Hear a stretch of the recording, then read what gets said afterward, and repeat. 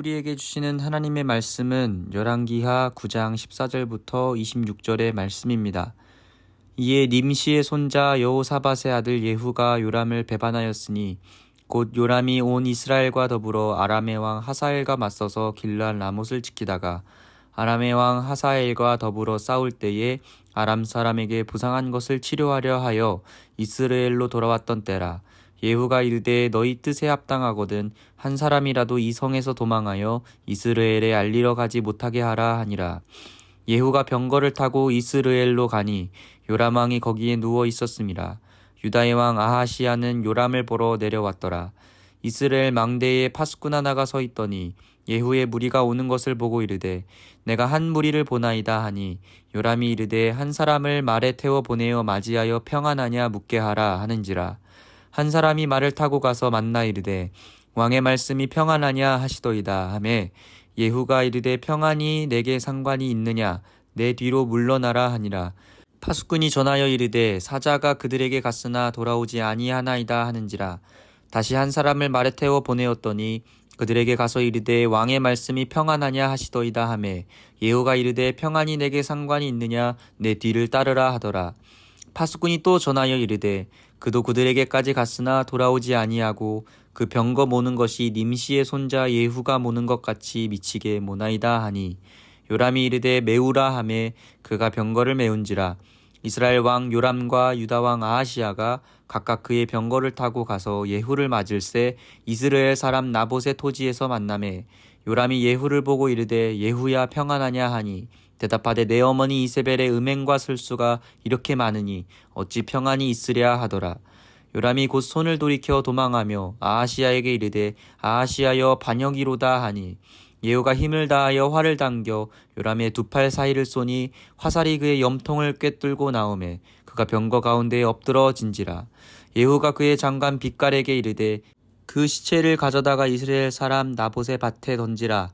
내가 기억하려니와 이전에 너와 내가 함께 타고 그의 아버지 아합을 쫓았을 때에 여호와께서 이같이 그의 일을 예언하셨느니라. 여호와께서 말씀하시기를 내가 어제 나봇의 피와 그의 아들들의 피를 분명히 보았노라. 여호와께서 또 말씀하시기를 이 토지에서 내게 갚으리라 하셨으니 그런즉 여호와의 말씀대로 그의 시체를 가져다가 이 밭에 던질지니라 하는지라. 아멘. 우리가 역사를 살펴보게 되면 역사적으로는 수많은 정치혁명이 존재했습니다. 또 수많은 반역도 존재합니다. 그것이 혁명이든 반역이든 두 가지 모두 기존 정치나 권력에 대한 반대로 등장한 움직임이라고 할 수 있습니다. 이러한 운동의 결과로 역사의 흐름이 바뀌기도 하며 한 나라가 세워지기도 하고 없어지기도 하는 그러한 엄청난 변화를 가져오는 것은 분명합니다. 이러한 혁명이나 반역들에 대해서 옳고 그름을 평가하는 기준이나 가치는 모두 다를 것입니다. 그러나 그 결과 얼마나 많은 사람이 죽고 피를 흘렸는지를 우리는 기억해야 할 것입니다. 군주제를 몰락시키고 현대와 같은 정치체제를 만들어낸 프랑스 혁명은 역사적으로 엄청난 변화를 가지고 온 혁명이었습니다. 그때 흘린 피가 10,000명을 훨씬 넘어섭니다. 현대 세계에 엄청난 영향을 미친 러시아의 공산주의 혁명은 10년 동안 17,000명의 사람을 죽게 합니다. 이처럼 혁명이라는 것은 역사에 큰 변혁을 일으키고 수많은 이들의 죽음이라는 대가를 치르게 됩니다. 인간의 역사는 혁명과 반역을 통해 발전하기도 하고 몰락하기도 합니다. 그리고 하나님께서는 이러한 혁명이나 반역을 통해서도 역사하십니다. 왜냐하면 하나님께서 역사의 주관자이시기 때문입니다. 엘리사의 선지생도가 예후를 방문한 후에 함께 있던 군대 장관들이 예후에게 어떤 일인지 묻습니다. 예후는 하나님께서 자신을 왕으로 기름 부으셨다고 말합니다. 그런데 그때가 언제입니까? 요람이 아람과의 전쟁을 위해서 길르앗 라못으로 떠나 있던 때입니다. 아합 왕이 이루지 못한 길르앗 라못의 탈환을 위해서 요람은 전쟁에 돌입했습니다. 그런데 예상치 못한 부상 때문에 이스라엘 성에 갈 수밖에 없는 상황이 되었습니다. 이처럼 어떻게 보면 우연이라고 할 수 있는 사건이지만 그 뒤에는 하나님께서 역사하고 계십니다. 하나님께서 심판하실 때가 되니까 상황들이 맞아 떨어지는 것입니다. 영국의 식민지 인도에서 우연히 일어났지만 역사를 바꾼 사건이 있습니다. 1897년 인도 중서부에서 영국인 관리이자 방역 책임자인 윌터 랜드와 A 어스트 중위가 피살됩니다. 뿌네라는 지역에 전염병이 돌자 식민 당국에서 집집마다 방문하여 소독약을 뿌리던 중에 일어난 사건입니다. 영국인들은 집안에 들어가 불상 등 집기를 꺼내 소각하고 여성 환자들을 따로 격리시켰습니다. 그러자 인도의 전통적인 가정생활을 파괴하는 것으로 여긴 차페카 형제 일당이 거리에서 이들을 살해한 것입니다. 이후에 영국인 정치인들에 대한 폭탄 테러 및 암살이 계속되었고 이것은 인도와 국외에까지 번지고 조직화되었죠. 소독약 사건은 엉뚱하게도 의열 항쟁의 막을 여는 신호탄이 된 것입니다. 이처럼 생각지도 못한 그런 사건들에 의해서 엄청난 역사의 전환점을 맞이하게 되는 일이 있습니다. 오늘 본문에 나오는 길라 라몬 전쟁은 당시 무역과 군사의 요충지를 탈환하기 위한 목적으로 시작되었고 이는 요람이 이스라엘의 왕으로서 경제와 군사력 강화를 위해서 어떻게 보면 반드시 감당해야 할 전투였습니다. 그러나 이 전투는 오히려 그의 왕권이 끝나는 결정적 계기가 됩니다. 요람의 부상으로 말미암아 예후는 어떠한 도전도 없이 편안하게 자신의 왕위를 선포할 수 있었고 군대의 지지를 받을 수 있었죠. 그리고 그러한 상황이 요람으로 하여금 예후의 반란을 의심하지 못하게 합니다. 예후가 군대를 몰고 올 때 길랏 라몬에서 요단강을 건너 이스라엘로 이르는 그 지역은 평지입니다. 그 움직임을 멀리서도 파악할 수 있습니다. 반면 이스라엘은 산지로 그 위의 망대에서는 먼 곳까지 관찰할 수 있었습니다. 그래서 파수꾼은 망대에서 예후의 무리를 상당히 먼 거리에서부터 확인할 수 있었습니다.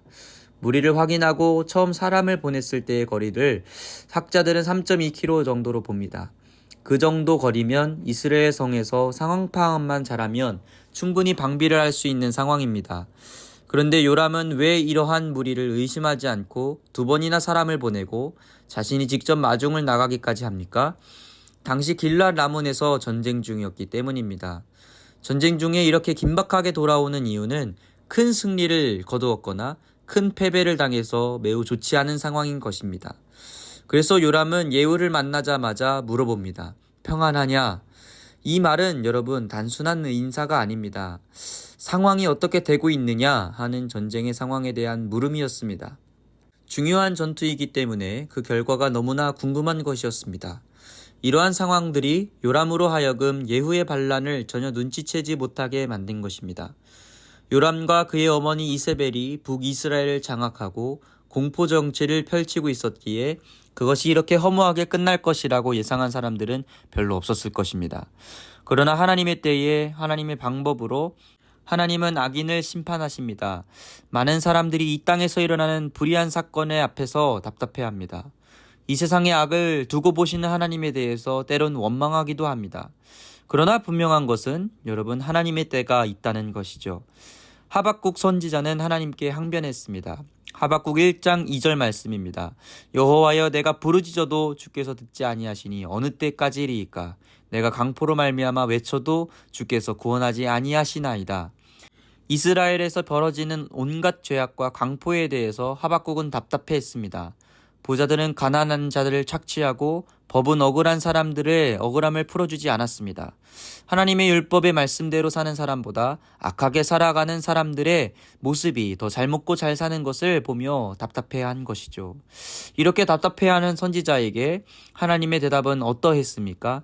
그들을 심판하겠다는 것이었습니다. 하박국 2장 3절에 말씀하시죠. 이 묵시는 정한 때가 있나니 그 종말이 속히 이르겠고 결코 거짓되지 아니하리라. 비록 더딜지라도 기다리라. 지체되지 않고 반드시 응하리라. 사람이 볼 때는 더디 오는 것 같습니다. 그러나 중요한 것은 그때가 반드시 온다는 것입니다. 하나님께서는 아합과 이세벨이 행한 그 악한 행위를 결코 잊지 않으셨습니다. 하나님께서는 엘리야 선지자를 통해서 말씀하신 그대로 이스라엘에 행하고 계십니다. 하나님께서 심판하실 때에 여러분 그 심판의 기준은 무엇일까요? 바로 그 행위입니다. 본문 말씀에 보면 예후와 요람이 만난 장소가 매우 상징적입니다. 나봇의 토지라고 성경은 기록하고 있는데 이 나봇의 토지란 무엇입니까? 아합 왕이 나봇의 포도원을 자신의 소유로 만들고 싶어 했던 그 땅입니다. 그러나 나봇은 그것이 하나님의 율법의 말씀을 어기는 것이기 때문에 그에게 줄 수 없다 하며 거절했죠. 이에 아합의 아내 이세벨은 나봇에게 하나님과 왕을 저주했다는 누명을 씌워서 나봇이 돌에 맞아 죽게 합니다. 이 사건은 아합과 이세벨이 얼마나 악한 일을 행했는지를 보여주는 대표적인 사건이 됩니다. 억울한 피를 흘리게 했던 결과가 무엇입니까? 자신과 자신의 자녀, 아내가 동일한 피를 흘리게 되는 것이었습니다. 하나님께서는 그 행위대로 심판하시는 분임을 믿습니다. 죄는 반드시 악한 결과를 초래하게 됩니다. 그러므로 하나님께서는 우리에게 악에서 떠날 것을 명령하시는 것입니다. 베드로 사도는 성도들에게 이렇게 권면하고 있습니다. 베드로전서 1장 17절 말씀에 외모로 보시지 않고 각 사람의 행위대로 심판하시는 이를 너희가 아버지라 부른즉 너희가 나그네로 있을 때를 두려움으로 지내라. 이 말씀은 우리가 행위로 구원받는다고 가르치는 말씀이 아닙니다. 내가 거룩하니 너희도 거룩할지어다 하신 하나님의 말씀에 대한 적용을 이야기하고 있는 것입니다. 우리는 거룩하신 하나님을 우리의 아버지로 두고 있습니다. 그리고 그 아버지는 악을 심판하시는 분이십니다. 그런데 그 아버지께서 미워하시는 악한 일을 하고 산다는 것은 자녀된 도리가 아닐 것입니다. 그것은 오히려 원수와 같이 행하는 것입니다. 그러므로 우리의 삶이 하나님을 대적하는 악한 자들과 동일한 삶이 되지 않도록 우리는 애써 주의해야 할 것입니다. 이 세상은 수단과 방법을 가리지 않고 성공하라고 합니다. 그러므로 악한 일을 저지르면서도 전혀 죄책감을 가지지 않습니다. 도덕적이고 선하게 사는 것을 오히려 비웃기까지 합니다. 그러나 우리는 기억해야 합니다. 우리가 아버지라 부르는 하나님께서는 그 행위대로 심판하시는 분이십니다. 절대로 악을 그대로 내버려 두시는 분이 아니십니다. 이것은 이 세상의 악인들에게도 해당하는 것이며 하나님의 자녀인 우리에게도 동일합니다. 세상의 악을 두고 보지 않는 하나님께서 자녀된 우리의 죄를 책망하지 않으시겠습니까? 다윗의 그 죄에 대해서 엄하게 책망하셨습니다. 마찬가지로 자녀인 우리도 하나님께 책망을 받지 않기 위해서는 하나님의 말씀을 준행하는 삶을 살아야 하는 것입니다. 결론의 말씀을 짓습니다. 오늘 하루 우리는 또 치열하게 살아야 할 것입니다.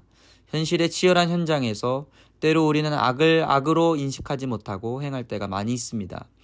우리 안에 분노가 정당화되고 미움과 시기가 일상이 될 수 있습니다. 그러나 우리는 주님께서 말씀하신 새로운 계명을 늘 기억해야 합니다. 새 계명을 너희에게 주노니 서로 사랑하라. 내가 너희를 사랑한 것 같이 너희도 서로 사랑하라는 요한복음 13장 34절의 말씀을 우리는 기억해야 하겠죠. 오늘 하루 주님의 명령에 순종하기를 원합니다. 만나는 모든 사람들을 주님과 같이 사랑하고 이해하고 품어주려고 노력하는 하루가 되기를 원합니다. 주님 앞에 우리가 섰을 때 칭찬받는 인생은 무언가 위대한 업적을 이룬 것보다 일상의 삶 속에서 하루하루 주님의 명령에 순종한 삶일 것입니다. 주님께서는 오늘 하루 우리에게 순종을 요구하고 계십니다. 절대 잊어버리지 않으시는 하나님께서 오늘 하루의 순종의 삶을 기억하실 것입니다. 오늘 하루 요람과 이세벨 같이 악한 삶이 아니라 하나님이 기뻐하시도록 사랑하며 또 복된 주일 예배함으로 선한 삶을 살기를 주님의 이름으로 간절히 축복합니다. 늘 우리의 삶의 자리에서 예배함으로 선한 삶을 살아내는 우리의 삶을 통하여 하나님께서 영광 받으시며 그 영광 받으심을 통하여 우리 삶 가운데 넘치도록 은혜 베푸시는 놀라운 삶의 주인공이 되어지는 복된 삶이 되기를 주님의 이름으로 간절히 축복합니다. 주의 보좌로 나갑니다. 주의 얼굴을 바라봅니다. 두 손을 들고 겸비함으로 하나 되어 주께 나갑니다. 주의 은혜에 목마릅니다. 주의 음성을